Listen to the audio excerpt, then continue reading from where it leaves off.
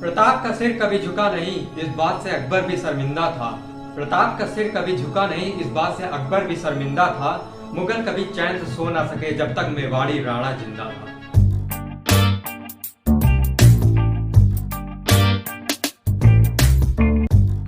Hello friends, it's me Tushar Tripathi and you are watching my YouTube channel biopic with Tushar. दोस्तों, मेरी आज की video का टॉपिक है महाराणा प्रताप पर। महाराणा प्रताप 7.5 फुट की हाइट कुंभलगढ़ में जन्म लिए मेवाड़ी राजा और राजस्थान के एक सच्चे राजपूत जिनके नाम से ही अकबर कांपता था। जब अकबर भारत को पूरी तरह से जीत चुका था तब अकेले ये डट करके खड़े रहे मेवाड़ में अकबर के खिलाफ। कौन थे महाराणा प्रताप? जब हल्दी घाटी का युद्ध हुआ तो 80,000 की सेना थी अकबर के पास। जी हाँ दोस्तों, 80,000 की सेना थी अकबर के पास और महाराणा प्रताप के पास थे केवल 15,000 सैनिक। पर फिर भी महाराणा प्रताप जरा सा भी नहीं डरते थे अकबर से। वे कहते थे युद्ध सैनिकों के बल से नहीं बल्कि अपने मानसिक बल से जीता जाता है। वे बोलते थे कि हमारा एक सैनिक उनके 5 सैनिकों को मारेगा और इसीलिए कहते हैं कि अकबर की सेना में दम था। अकबर की सेना में दम था और राणा के सीने में दम था। अकबर की सेना में दम था, राणा के सीने में दम था। शुरू से स्टार्ट करते हैं। 9 मई सन 1540 ईस्वी में इनका जन्म कुंभलगढ़ में हुआ। इनके पिता राणा उदय सिंह और मां रानी जयवंती बाई थी। जयवंती बाई न सिर्फ इनकी मां बल्कि इनकी पहली गुरु भी थी। बचपन से ही लीडरशिप क्वालिटीज बिल्ड की इन्होंने महाराणा प्रताप के अंदर और फिर इनके गुरु आचार्य राघवेंद्र ने इन्हें अस्त्र शस्त्र और युद्ध नीतियों का ज्ञान दिया और इन्हीं से महाराणा प्रताप ने अपनी पूरी ट्रेनिंग ली। महाराणा प्रताप के परिवार से कई वीर योद्धा हुए, राणा हमीर, बप्पा रावल, राणा सांगा, राणा प्रताप, पर इनमें से महाराणा केवल राणा प्रताप को ही बोला गया। जयवंता बाई के अलावा राणा उदय सिंह की कई और रानियां भी थी।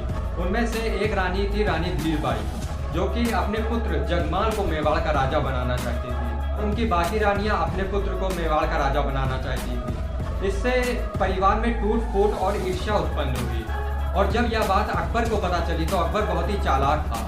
उसने सोचा कि क्यों ना इन राजपूतों को आपस में ही लड़ा दिया जाए, कुछ राजपूतों को अपने साथ ले लिया जाए तो बाकियों को खत्म करना आसान हो जाएगा।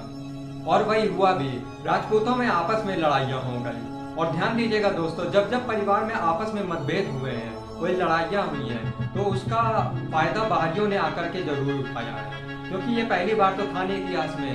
326 BC के अंदर जब सिकंदर भारत की ओर बढ़ रहा था तो महाराज अम्बी ने पोरस को धोखा देते हुए सिकंदर से दोस्ती कर ली, जिसके परिणाम स्वरूप पोरस की हार हुई। मोहम्मद गौरी कभी भी पृथ्वीराज चौहान को हरा ना पाते, लेकिन जयचंद मोहम्मद गौरी के साथ जाकर के मिल गए, जिसके कारण पृथ्वीराज चौहान की हार हुई। ब्रिटिशर भी हमारे देश में कुछ न कर पाते अगर ग्वालियर के सिंधिया, इंदौर के होलकर, हैदराबाद के निजाम और पटियाला के राजा ने 1857 में धोखा ना दिया होता तो। इसीलिए हमारा देश मात खा गया। और इसी तरह अकबर भी कभी भी महाराणा प्रताप को हरा ना पाते, पर जब जब परिवार में आपस में मतभेद होंगे तो बाहरी आकर के उसका फायदा उठाएंगे। और इसी तरह अकबर ने आमेर के राजा को अपने साथ लिया, टोडरमल को अपने साथ लिया, जय सिंह को अपने साथ लिया और इसी तरह उन्होंने और भी बहुत से राजपूती लोगों को अपने साथ ले लिया। तो उधर महाराणा प्रताप अकेले हो गए, पर महाराणा प्रताप ने हार नहीं मानी। उन्होंने भीलों की सहायता ली, उन्होंने जंगली भीलों की एक सेना बनाई। और दोस्तों, अकबर कभी भी महाराणा प्रताप को ना तो पकड़ पाए और ना ही उन्हें मार पाए। महाराणा प्रताप 7.5 फुट की उनकी हाइट, 70 किलो का उनका कवच, 10-10 किलो के जूते, 10-10 किलो की तलवार और 80 किलो का उनका भाला।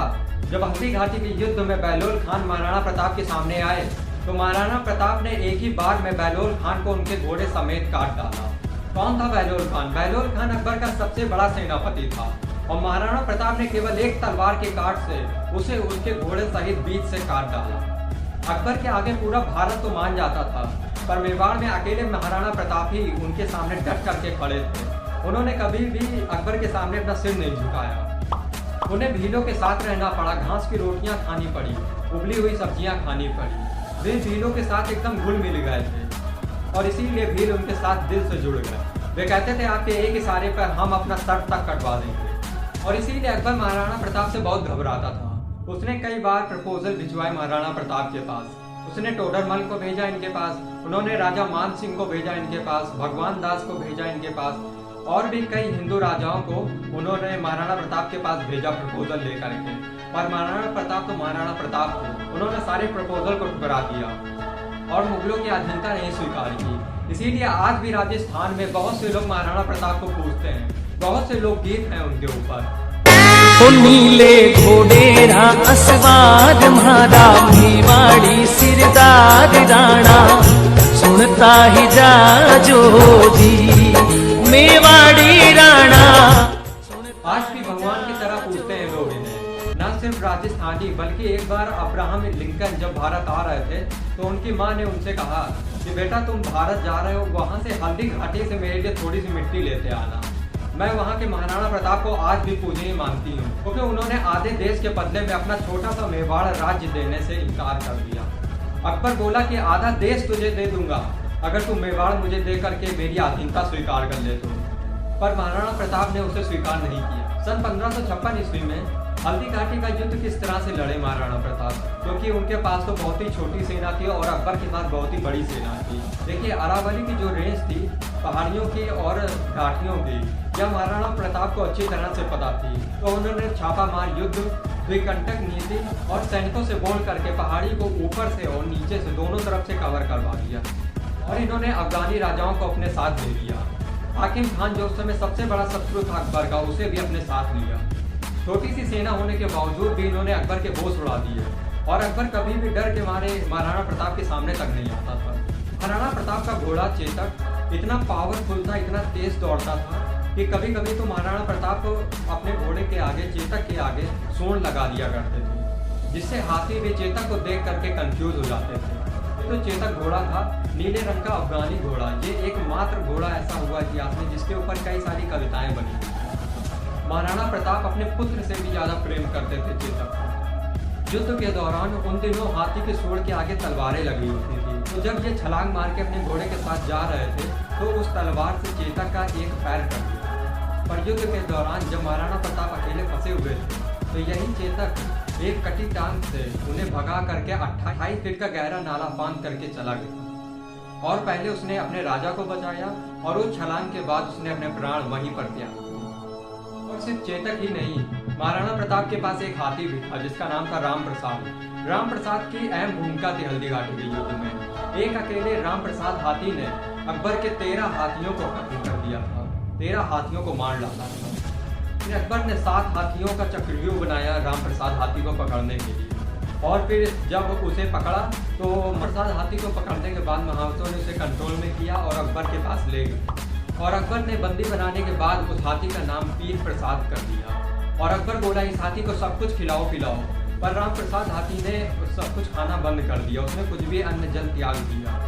राणा प्रताप से बिछड़ने के दुख में उसने कई दिनों तक ना तो कुछ खाया और ना ही पिया, जिसकी वजह से उसने अपने प्राण वहीं पर त्याग दिए। यह खबर सुनते ही अकबर बहुत ही ज़्यादा परेशान हो गया, वह बहुत ही ज़्यादा निराश हो गया। उसने सोचा कि जिस महाराणा प्रताप के हाथी ने मेरे सामने सर नहीं झुकाया तो मैं उस महाराणा प्रताप का सर अपने आगे कैसे झुकवा दूंगा। हल्दी घाटी के युद्ध के बाद अकबर अब ईस्टर्न साइड चला गया, सदर्न साइड चला गया और जैसे ही उसने मेवाड़ को छोड़ा, इधर महाराणा प्रताप ने फिर से मेवाड़ पर अपना कब्जा कर लिया। फिर कुछ समय बाद एक शेर का शिकार करते वक्त एक एक्सीडेंट में महाराणा प्रताप का देहांत हो गया और यह बात जब अकबर को पता चली तो अकबर भी अपने शत्रु महाराणा प्रताप की मृत्यु पर बहुत खोया। तो दोस्तों आशा करता हूँ महाराणा प्रताप की इस वीडियो से आपने बहुत कुछ सीखा होगा। तो प्लीज़ दोस्तों इस वीडियो को ज़्यादा से ज़्यादा लोगों तक शेयर करें ताकि महाराणा प्रताप जैसे सच्चे राजपूत के बारे में और भी लोग जान सकें। इस वीडियो को अपने FB, इंस्टा, व्हाट्सएप हर जगह शेयर करें और इस वीडियो को लाइक करना ना भूलें। और हर बार आकर के मेरी वीडियो को लगातार देखने के लिए बहुत बहुत धन्यवाद दोस्तों।